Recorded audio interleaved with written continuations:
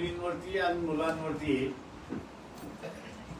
तुम्ही आम्हाला शिव्या दिल्या म्हणून त्यांच्यावरती केसेस दाखल केल्या जात आहेत अशी परिस्थिती आहे. किंवा ही जी सेन्सिटिव्हिटी पक्षातून गेलेली आहे याचं कारण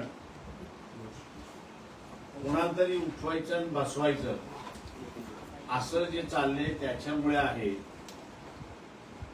आमच्याही पक्षामध्ये ते होऊ नये म्हणून आम्ही असं ठरवलं की पक्षाचा असणारा कार्यकर्ता आहे, म्हणजे आमचे 3 कार्यकर्ते आहेत.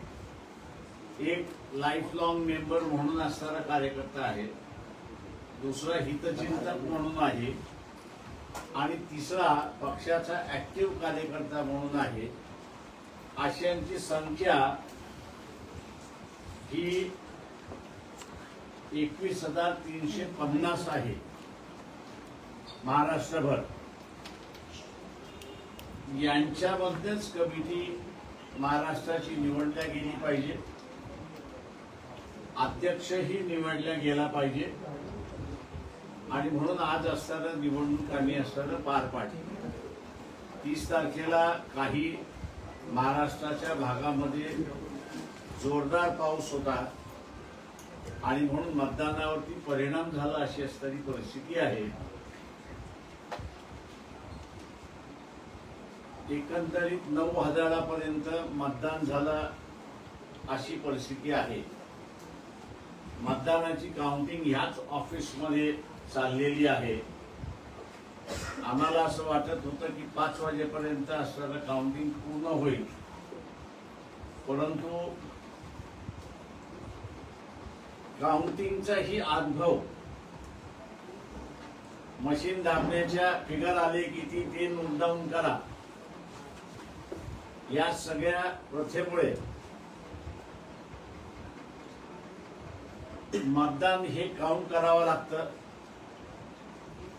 मतपत्रिकेवरती मतदान हे असणारं बरोबर आहे का की बाद आहे याचंही त्या ठिकाणी बघावं लागतंय आणि म्हणून अनट्रेन माणसाला आम्ही ट्रेन करत करत असणारं ते काउंटिंग त्या ठिकाणी करतोय. मला वाटतं अजून 3 तास लागतील पूर्ण रिझल्ट यायला.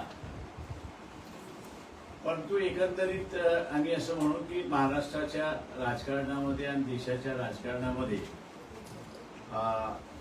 पक्षाच्या इंटरनल निवडणुका झाल्या पाहिजेत. त्या निवडणुका होतील असं आम्ही असणारं गृहीत धरतो. बऱ्याच पक्षाने कसं चाललंय आणि तुम्ही कसं हे सगळं घडवलं याची असणारी माहिती सुद्धा त्या ठिकाणी विचारतात आहे. इंटरनल लोकशाही आली तर मी असताना म्हणणार आहे की हा जो सेन्सिटिव्हिटीचा भाग जो आहे तो मिसिंग आहे. तो मला वाटतं पुन्हा सामाजिक राजकीय कारणामध्ये क्षेत्रामध्ये येताना आपल्याला असं दिसेल. आणि ज्या पद्धतीने इनसेन्सिटिव्ह माणसं सत्तेवरती बसली की ते विद्यार्थी बघत नाही, विद्यार्थिनी बघत नाही, लहान मुलं आहेत त्यांनाही बघितल्या जात नाही, परंतु सेमी वॉर वेपन्स वापरण्यामध्ये सुद्धा गैर नाही अशा रीतीचं असणारं वक्तव्य आपल्याला त्या ठिकाणी दिसते. दुसऱ्यात महत्वाचं आहे, आपल्याला हे दिसते की जोपर्यंत लोकांचा आवाज उठला नाही तोपर्यंत चीफ जस्टिस सुद्धा आम्ही व्हिडिओ बघणार नाही, बघायला आमच्याकडे वेळ नाही. उलट सुप्रीम कोर्टाच्या सगळ्यात पहिली जबाबदारी 2 कारखान्यांमधला वाद मिटवण्याचा नाही, तर सुप्रीम कोर्टाची पहिली जबाबदारी आहे की आर्टिकल 32 खाली लाईफ प्रोटेक्शनचा असणारा सगळ्यात मोठी जबाबदारी ही त्यांची आहे. चीफ जस्टिसने ती असणारी ड्युटी ॲब्डगेट करण्याचा असणार, म्हणजे सोडवण्याचा प्रयत्न मी करणार नाही असं दिलेलं आहे. वेळ अशी चीफ जस्टिसने येऊ नये की लोक त्याच्या राजीनाम्याची मागणी आता मागतील. मी असं म्हणेन की एकंदरीत जी काही शासन कारवाई करायला निघालेली आहे, पुन्हा एकदा उठाव होईल का असा असताना प्रश्न त्या ठिकाणी उपस्थित राहिलेला आहे. अशा असणाऱ्या परिस्थितीमध्ये मी म्हणणार आहे की सत्तेमध्ये जो कोणी बसतो तो जर पक्षांतर्गत निवडणुका ह्या पूर्वी होत होत्या, मी असं म्हणत नाही, पूर्वीही होत होत्या, परंतु नंतरच्या कालावधीमध्ये बंद झाल्या आणि त्याच्यामुळे असणारं राजकारण गिरेल झाले असं आपल्याला दिसतंय. पुन्हा इंटरनल निवडणुका झाल्या सगळ्या पक्षांच्या, तर मला असं वाटतं की राजकारण पुन्हा राजकारणामधली सेन्सिटिव्हिटी आहे ती पुन्हा इस्टॅब्लिश होईल आणि जंतर मंतर सारखं प्रकरण येणार नाही अशी असणारी परिस्थिती आहे. दुसरं मला असं वाटतं त्याच्यामध्ये की जे काही सेंटर ऑफ अट्रॅक्शन असं मी म्हणेन आणि त्या सेंटर ऑफ अट्रॅक्शनमुळे सेंट्रलच डिस्टेबलाइज करण्याची जी प्रक्रिया आहे त्याला शिताफीने असणारं मागच्या पिढीने सेंट्रलाइज होऊ दिलं नाही, त्याचाही कुठेतरी विचार होईल असं मी त्या ठिकाणी मानतो. किंवा एकंदरीत आम्ही असं म्हणू की पक्षाच्या असणाऱ्या निवडणुका या अत्यंत उत्साहाने पार पाडल्या, कार्यकर्ते अत्यंत उत्साही आहेत आणि आम्हाला असणाऱ्या याच्यातला बदल दिसेल असं आम्ही त्या ठिकाणी मानतो. काय करायची अपेक्षा आहे, कधीपर्यंत निकाल येतील?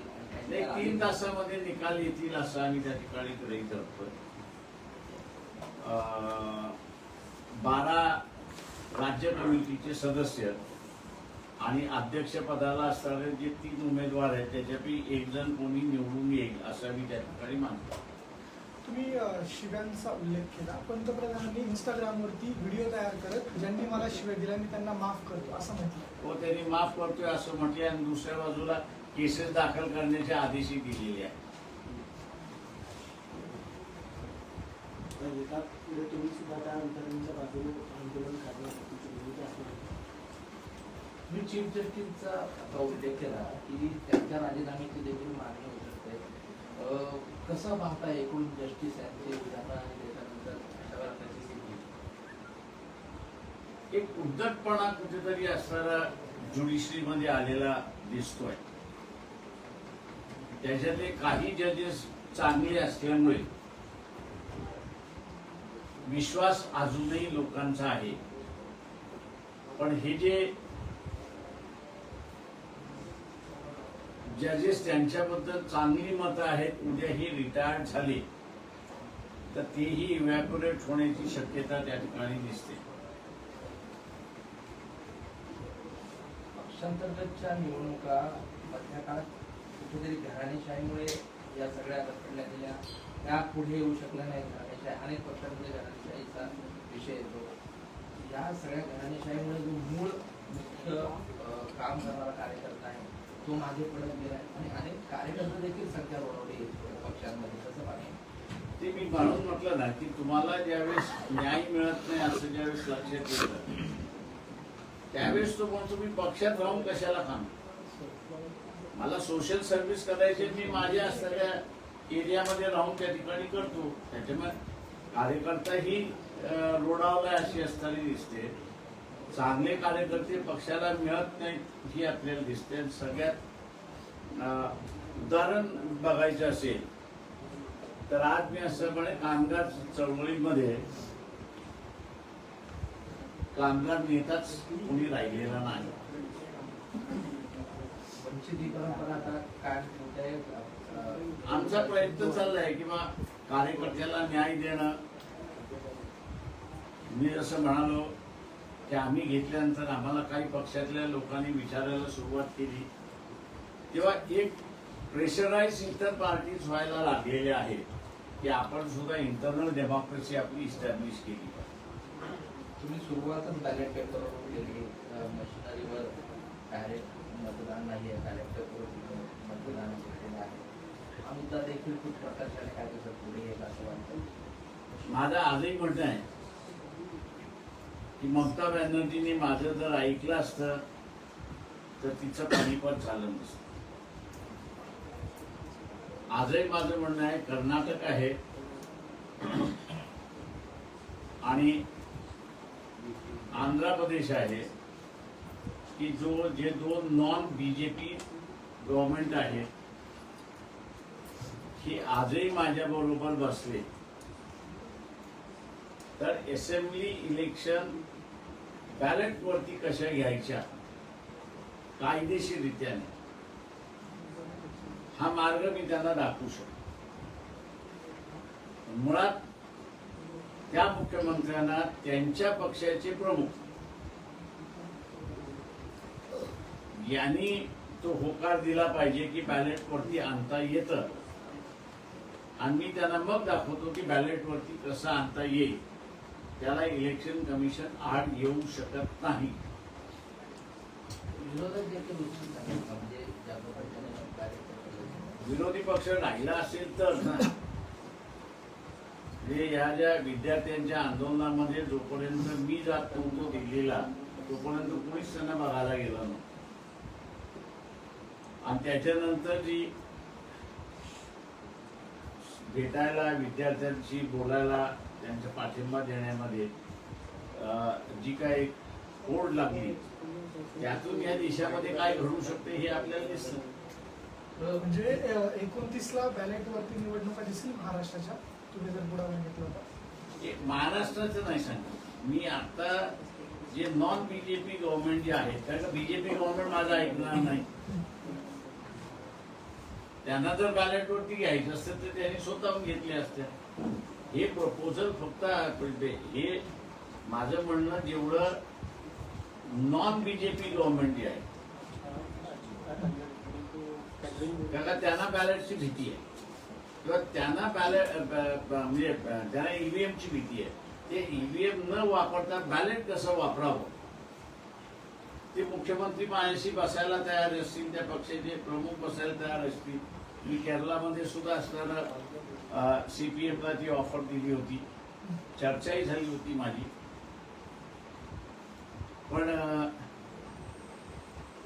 पुढे काही ते आले नाही. साहेब महत्वाचा विषय असा अभिजित जे आता महाराष्ट्रात आलेले आहे सत्ताधाऱ्यांचे मंत्री देखील त्यांच्या सरकारला जात आहेत कसं पाहता याकडे म्हणजे शिवसेना सत्तेमध्ये एकत्र आहे त्यांचे मंत्री त्यांच्या स्वागताला तिकडे गेले त्यामुळे गेले मिटिंगला गोष्ट निर्माण होती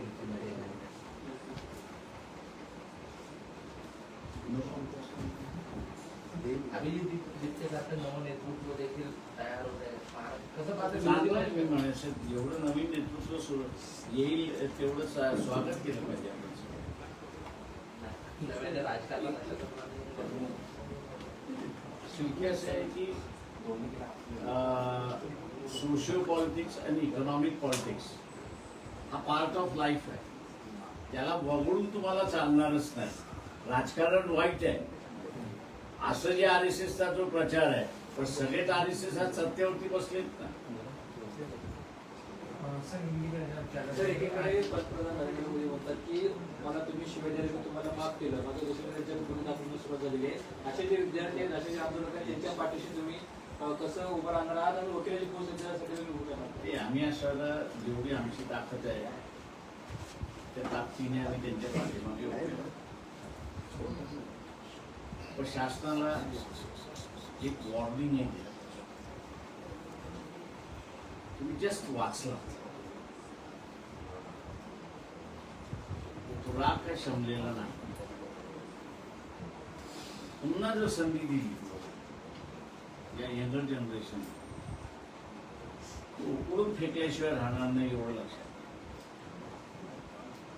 त्याच्यामुळे आम्ही मुख्यमंत्री आहोत, आम्ही प्राईम मिनिस्टर आहोत, आम्ही मंत्री आहोत हे पहिल्यांदा डोक्यातून काढलं. 5 वर्षानंतर तुम्ही सामान्य माणसा हे लक्षात ठेवा. ऍक्टिव्ह राजकारणात यावं असं वाटतं. मी जसं म्हणालो की सोशिओ पॉलिटिक्स आणि इको पॉलिटिक्स हा पार्ट ऑफ लाईफ आहे. त्याच्यामुळे त्याला डावलता येणार. सर हिंदी में रहना चाहेंगे आज जिस तरीके से जो इंटरनल इलेक्शन है वो जो थे वंचित बहुजन अघाड़ी के इसमें फिलहाल क्या स्थिति है, क्योंकि जिस तरीके से कहा जाता है कि पार्टी जो है संगठन से बनती है सब, इसी तरीके से आज जो इलेक्शंस किए गए हैं इसमें क्या नतीजे निकले हुए हैं, जिस तरीके प्रधानमंत्री नरेंद्र मोदी जी ने भी एक वीडियो संदेश जारी किया सर आपको। देखिए पिछले कुछ सालों में कोई भी पार्टी आप लीजिए, इन पार्टियों की कार्यकर्ताओं के पे कोई कदर नहीं थी। कार्यकर्ता आए और गए फिर भी उसकी चर्चा नहीं हुई। परिवारवाद जो है ये पार्टियों में आ चुका है, धनवाद जो है वो पार्टियों में आ चुका है, और परिवार और धनवाद ने इस देश की राजनीति का, सामाजिकरण का पूरा बेड़ा खत्म कर दिया। ऐसी एक परिस्थिति है। डेमोक्रेसी अगर बचानी है इस देश में तो पॉलिटिकल संगठन जो है, उन पॉलिटिकल संगठनों में इंटरनल डेमोक्रेसी, पार्टी डेमोक्रेसी आना जरूरी है। जैसे ट्रस्ट है, उनमें अपनी डेमोक्रेसी चलती है, उनको इलेक्शन लिए बिना उनकी कमेटी बदलती नहीं, और एक तरीके से कॉमन लाइफ जिसको हम कहते हैं, मिलजुल के जिंदगी जीना है, वो वहां पर सिखाई जाती है। वैसे ही राजनीति में होनी चाहिए, ऐसा हम लोग कहते हैं। पार्टियों में इंटरनल डेमोक्रेसी आनी चाहिए, और हमारे पार्टियों में भी इंटरनल डेमोक्रेसी को जगह होनी चाहिए। इसलिए हम लोग ने तय किया कि इलेक्शन होना जरूरी है वक्त पर, और हम लोग जो है वो इलेक्शन ले रहे हैं। महाराष्ट्र कमेटी के 12 सदस्यों के लिए इलेक्शन हो रहा है, और अध्यक्ष पद के लिए इलेक्शन हो रहा है पहले फेज में। बाकी के फेज में जो है जिला कमेटी है, बाकी के कमेटी जो है उनके भी इलेक्शन होंगे। लेकिन एक इलेक्शन, इंटरनल पार्टी इलेक्शन के माध्यम से ये देखा जा रहा है कि कार्यकर्ता बहुत उत्साही है, और उसको अब लग रहा है कि हमको न्याय मिलेगा, या जो हमारी क्षमता है उसको दूसरा कार्यकर्ता पहचान के एक मौका देगा, ऐसा उसको लगता है। तो ये एक एक्सरसाइज जो हम लोग कर रहे हैं, ये एक्सरसाइज जो है सक्सेसफुल, ऐसा मैं मान के चलता हूँ। दूसरा जो अनुभव आया है कि पिछले कई सालों से, 2004 से कहिए आप, कि हमको आदत बटन दबाने की लगी थी, और एक बटन दबा दिया तो पूरी टोटल आती थी। लेकिन ये जो बैलेट का जो सिस्टम था, कि जो बैलेट के सिस्टम पर आपको वोट सही है गलत है ये देखना होता था। उसके बाद में है वो इंडिविजुअल वोट काउंटिंग करने की जो एक प्रक्रिया थी, वो मेरे ख्याल से कार्यकर्ता पूरी तरह से वाकिफ नहीं था, भूल गया, ऐसा मैं कहूँगा। और इसलिए जो हम समझते थे कि 5 बजे के पहले काउंटिंग पूरा हो जाएगा, कार्यकर्ता को समझाते समझाते काउंटिंग जो हो रही है उसको समय लग रहा है, और ऐसा दिखाई दे रहा है कि और 3 घंटा हम लोग को लगेंगे इस काउंटिंग खत्म करके जो निर्णय है, निकाल है, उसको देने में 3 घंटे लगेंगे, ऐसा मैं मान के चलता हूँ। ये जो प्राइम मिनिस्टर एक तरफ कहता है कि मैंने माफ किया, और दूसरी तरफ होम मिनिस्ट्री जो है वो जिन विद्यार्थियों ने गालियां दी, मैं समझता हूं कि हम लोग ने कांग्रेस के वक्त कांग्रेस के मुख्यमंत्री हो, उनके मुंह पे गालियां दी। आप लोगों को जानकारी होगी कि ये जो छोटा आप जो डीजी का ऑफिस है, डायरेक्टर जनरल का जो ऑफिस है, वहां पर पहले विधानसभा का सेशन होता था।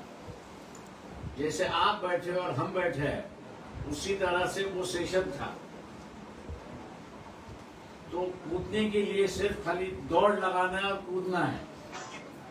वहां भी कूदते समय हम उसको पूरी गालियां देते थे, लेकिन कहीं भी किसी भी आमदार ने किसी भी मुख्यमंत्री ने, किसी भी मंत्री ने ये नहीं कहा कि भाई इन्होंने गालियां दी है और गालियां देने की वजह से इन पर केसेस हो, ये कभी नहीं हुआ है। ये तो पहली बार मैं देख रहा हूँ कि बीजेपी के लोगों के माध्यम से और प्रधानमंत्री के नरेंद्र मोदी के माध्यम से जेनजी जो उम्र है उस उम्र में मेरे ख्याल से गालियां इस्तेमाल करना एक वो अपना अधिकार मानता है। उस उम्र से हम लोग भी गुजर गए, तो वो सिलसिला हम लोग भी वहाँ पर जानते हैं, लेकिन किसी ने उसको बड़ी गंभीरता से नहीं लिया। लेकिन प्राइम मिनिस्टर ने इसको गंभीरता से लेते हुए विद्यार्थियों पर गाली लगाई है और इसलिए इनको 2 साल की सजा कैसी हो, ऐसा एक जो विवरण आप बता रहे हो केसेस हो रहा है, मेरे ख्याल से सरकार को इतना ही कहूँगा कि तुम राजनीतिक दलों के नेताओं को डरा सकते हो, धमका सकते हो, क्योंकि 30 साल सत्ता में रहने के बाद कहीं ना कहीं तो भी गलतियां होती है या देश के लिए गलतियां करनी होती है। मैं कुछ सत्ता के नजदीक रहने की वजह से मैं कई बार जानता हूं और वाकिफ भी हूं उससे कि कुछ बार आपको गलत काम भी करना होता है, वो अपने फायदे के लिए नहीं लेकिन देश के फायदे के लिए होता है। ऐसी एक परिस्थिति है, उसका ही फायदा ये सरकार उठाकर उन नेताओं को, उन मंत्रियों को जो है धमका रही है और डरा रही है और इसलिए वो सरकार के खिलाफ कुछ बोल नहीं रहे, ऐसी एक परिस्थिति है। लेकिन ये विद्यार्थी जो है, सरकार से कहूंगा कि आप इनको ना डरा सकते हो ना धमका सकते हो। अगर यही सिलसिला केसेस लगाने का शुरुआत रहा, क्योंकि देश भर के कार्यकर्ताओं ने विद्यार्थियों ने गाली दिया है, मुझे जानता हूं मैं, ये हुआ एक बार तो तुम बच गए। एक 3-4 दिन और होता तो शायद नेपाल और बंगाल होने में कोई समय नहीं लगता। लेकिन अब अगर चिढ़ाने की बात अगर सरकार की हुई तो वो सोचेगा भी नहीं, बंगाल और नेपाल करने में उसको कोई समय नहीं लगेगा। इसकी अपनी जान बचाने के लिए सरकार ने ये जो केसेस करने का जो सिलसिला शुरुआत किया है उसको रुकवा दीजिए, नहीं तो आप इसको फेस नहीं कर पाओगे, ऐसी एक परिस्थिति। Thank you.